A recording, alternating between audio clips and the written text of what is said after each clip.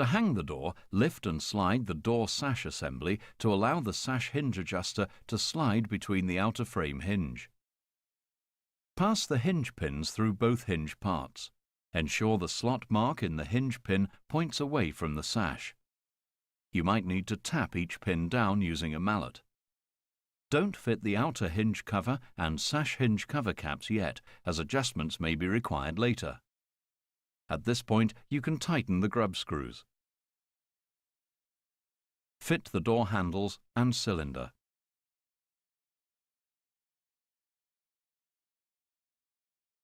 Vertical adjustment is achieved by inserting the Allen key into socket 1 and turning it clockwise to lift the door sash.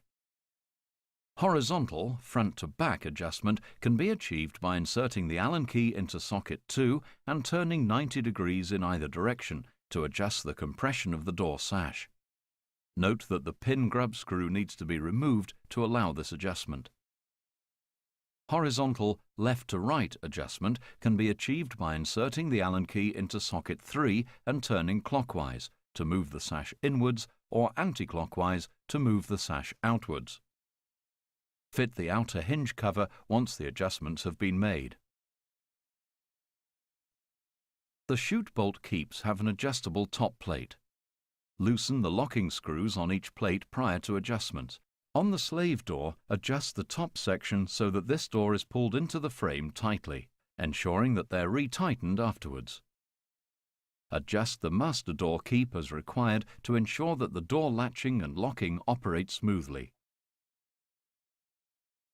When both door sashes are in place, you can connect the restrictor arm assemblies. Locate the button on the sliding arm into the receptor of the fixed restrictor assembly. Push upwards until the button snaps into place. Tighten the restrictor arm lock using the 2 mm Allen key.